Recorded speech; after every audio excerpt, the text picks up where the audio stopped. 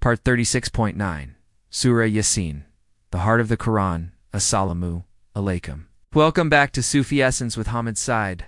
We transition now to a new, highly evocative, and profoundly reflective sequence within the magnificent Surah Ya-Sin.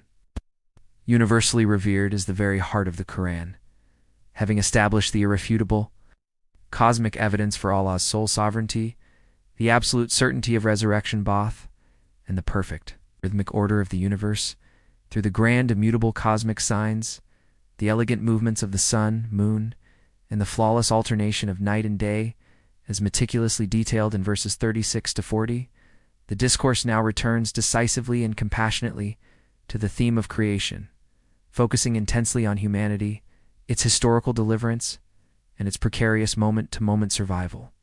In this profound segment, encompassing verses 41 through 45, the emphasis shifts powerfully from the distant celestial realm to the immediate, the tangible historical truth and the core ethical responsibility of man. This section reminds the listener of two overwhelming, tangible manifestations of Ar-Rahman's boundless mercy and absolute power that have secured and sustained human civilization across the ages: the catastrophic, yet ultimately merciful, deliverance of Noah, peace be upon him, and his loyal followers in the ark, and the constant, reliable provision of effortless transportation and essential sustenance across the earth's expansive, challenging seas. This deliberate juxtaposition of the cosmic order with human historical preservation is a crucial didactic tool in conveying complete ilm. It compels the contemplative observer to realize that the same perfect, meticulous, and unceasing order governing the orbits of the distant stars which prevents the sun from overtaking the moon is actively, consistently, and moment-to-moment involved in ensuring human safety and sustenance on Earth, particularly when facing the vulnerability of the vast, unpredictable waters. The central, unifying theme of this segment is the overwhelming nature of divine favor Nima and the astonishing, persistent, and tragically self-destructive ingratitude, kufr anemia, of those who witness these continuous existential signs: the preserved ark, the safely sailing ships, the clear warnings of sudden destruction, yet stubbornly and arrogantly turn away from the fundamental, indispensable message of Tawhid. We will meticulously explore the profound, enduring symbolism of the Laden ship as a continuous miracle and the chilling, repeated warnings against the consequences of willful spiritual blindness and denial. Kanzo Iman, Quran, Surah Ya-Sin, the heart of the Quran, chapter 36, verse 41. And a sign for them is that we carried their offspring in the Laden ship. The 41st verse opens this new segment with a powerful, sweeping, historical reminder of profound divine grace and collective deliverance, directly connecting the current generation of listeners, including the deniers in Makatu, a momentous, epic, defining event of the past. And a sign for them is that we carried their offspring in the Laden ship. The phrase, "and a sign for them," reestablishes the Quranic mode of profound argumentation, presenting a deeply significant historical event, not merely as a past tale, but as an ongoing, perpetually relevant evidence, ayah for the present. The reference to the Laden ship is unequivocally and universally understood to be the Ark of Noah, peace be upon him, the pivotal moment of the Great Flood where almost all of mankind was destroyed, and then miraculously preserved through the singular act of divine intervention. By stating the emphatic phrase, "we carried their offspring," the verse powerfully and deliberately draws a direct, unbroken genealogical line from the people of Makkah, and indeed all of subsequent humanity, back to those few righteous individuals who were saved aboard the ark. This is a profoundly effective rhetorical strategy.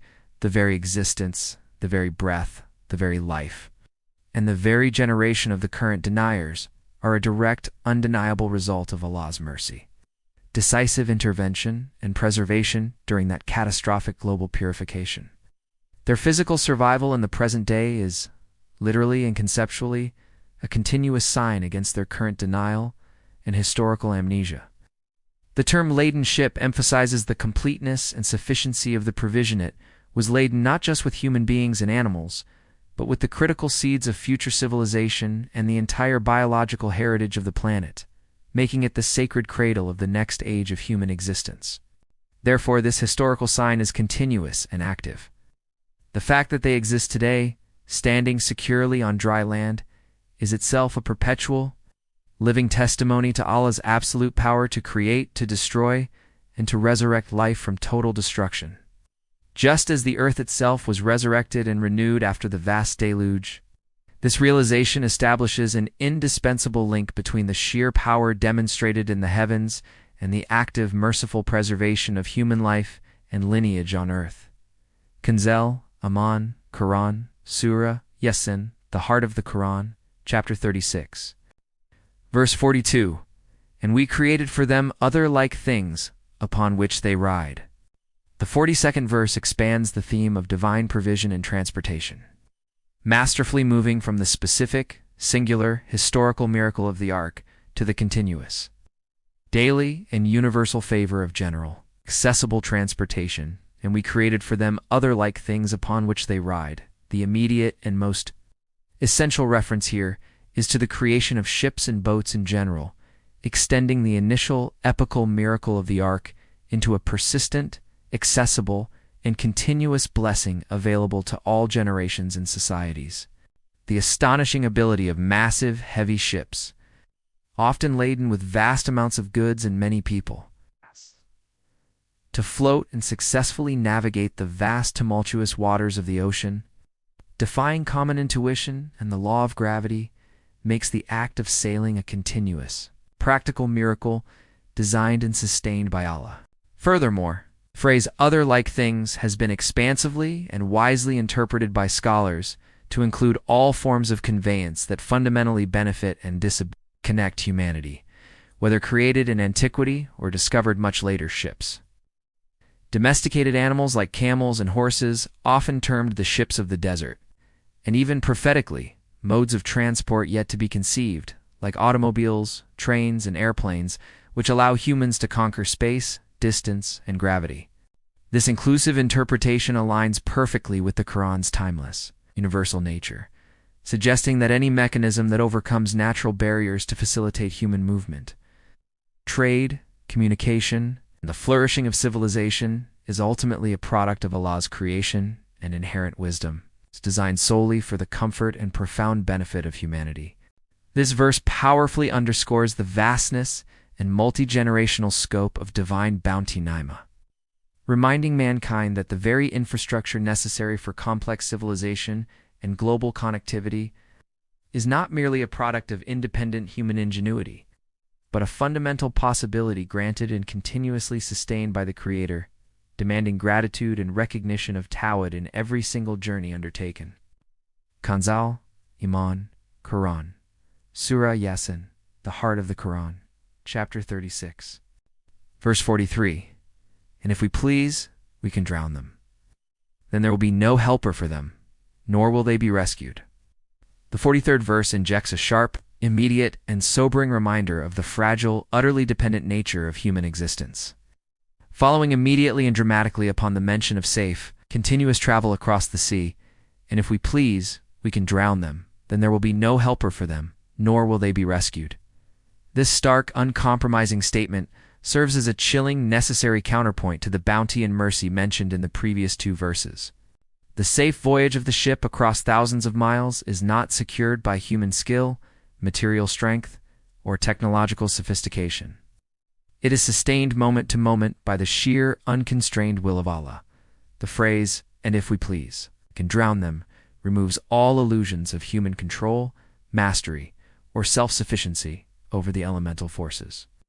It reminds the sailors, the global merchants, and the deniers on the coast that the very waters that transport their wealth and sustain their trade and their lives can, in an instant, become the instruments of their complete, irreversible destruction. This is a profound spiritual and existential lesson. Human life on the sea, and metaphorically, human life in general, is utterly and instantaneously dependent on the divine will. The catastrophic, total result of such a destruction is emphasized by the total lack of recourse. Then there will be no helper for them, nor will they be rescued. This negates all earthly sources of assistance, no rescuers, no lifeboats, no technological innovation, and no human coalition can ultimately stand against the divine decree when it manifests. The immense power of this verse lies in its immediate transformation of a daily, mundane activity sailing into an ever-present, critical spiritual choice between recognizing Allah's absolute, sovereign power and drowning in the sea of arrogance and denial. Kanzel Iman Quran, Surah Ya-Sin, the heart of the Quran. Chapter 36, verse 44. But it is mercy from us, and that they may enjoy for a period. The 44th verse swiftly and mercifully restores the emphasis to divine grace, powerfully clarifying the reason for humanity's continuous preservation and continued safety despite its persistent arrogance and denial. But it is mercy from us, and that they may enjoy for a period.